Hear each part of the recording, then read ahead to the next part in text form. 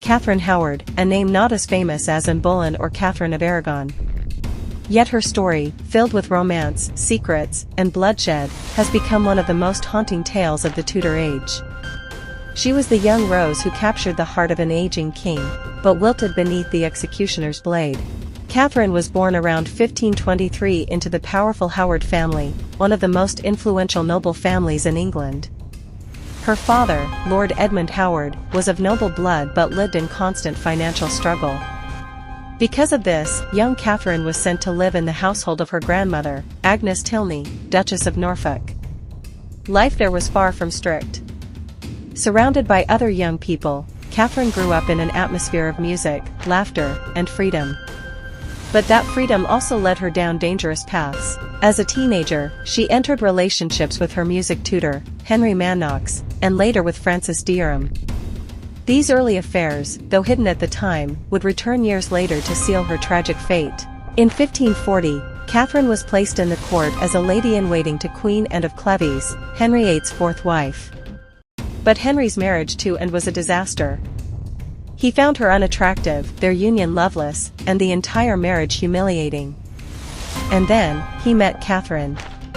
Imagine it, Henry, nearly 50, overweight, plagued by festering leg wounds, standing before a girl of just 17. Beautiful, lively, graceful in dance, and charming in manner, Catherine was everything Henry longed for. The aging king was captivated. Soon, Catherine became more than just a courtly presence, she became the light of his failing life. Henry annulled his marriage to Anne of Cleves and married Catherine that very same year. The wedding was celebrated with joy, and Henry declared his new bride a rose without a thorn. At court, Catherine embodied youth and glamour. She adored fine clothing, music, and dancing, bringing laughter back into the palace. For Henry, this marriage was a rebirth. He felt young again, invigorated by his teenage bride. But Catherine was still just a girl, unprepared for the deadly weight of the crown. And behind her radiant smile, dangerous secrets lingered. Whispers soon spread through the court. People knew of Catherine's past with Frances Dereham. To make matters worse, she appointed him to her household, perhaps in an attempt to control the rumors. Instead, this fueled suspicion. Even more dangerous was her growing closeness with Thomas Culpeper, a handsome gentleman of the king's chamber. The two met in secret, aided by Lady Rochford, widow of Anne Boleyn's brother. Letters written by Catherine to Culpeper revealed deep affection, perhaps even a physical relationship, and under Tudor law, adultery by a queen was not merely a personal betrayal. It was high treason. The rumors reached Thomas Cranmer, Archbishop of Canterbury. Unsure of how to tell the king, he wrote a long, cautious letter exposing Catherine's past and her suspected affair with Culpeper. At first, Henry refused to believe it. He had loved Catherine passionately. To accept her betrayal was to accept humiliation. But then came the evidence, testimonies, confessions, and finally, Catherine's own letters. The king could no longer deny the truth. For Henry, this was the deepest wound of all. He, the great Tudor king, had been made a fool by a girl. His heartbreak turned to fury.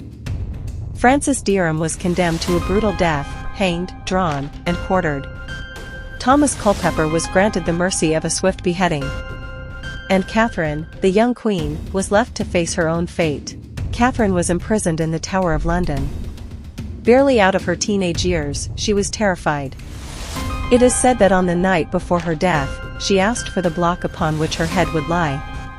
She practiced placing her neck upon it, over and over again, rehearsing for the end. On the morning of February 13, 1542, Catherine was led to the scaffold. The crowd gathered in silence as the young queen climbed the steps with trembling legs. In a trembling voice, she confessed her sins, begged forgiveness, and prayed for mercy. Moments later, the executioner's axe fell. Catherine Howard, the rose without a thorn, was gone, not yet 20 years old. Catherine was buried near Anne Boleyn in the chapel of St. Peter ad Vincula within the Tower of London, two young queens from the same ambitious family, both executed for their downfalls. Henry VIII was left humiliated and bitter. The people whispered once again of the danger of being Henry's wife. Catherine Howard is not remembered as a powerful queen or a political leader. She is remembered as a tragic figure. To some, she was a victim of her ambitious family, of a king old enough to be her father, and of a ruthless system that left no room for mistakes. To others, she was reckless, naive, and the architect of her own demise. But one truth remains: her story is a warning from history about love, power, and betrayal in the Tudor court. A girl became a queen, only to lose her head to the crown she wore. Catherine Howard, the young bride who made Henry VIII believe he was young again. But in the end, her beauty, her secrets, and her mistakes cost her everything. The rose without a thorn wilted not with time, but with the cold swing of the executioner's axe.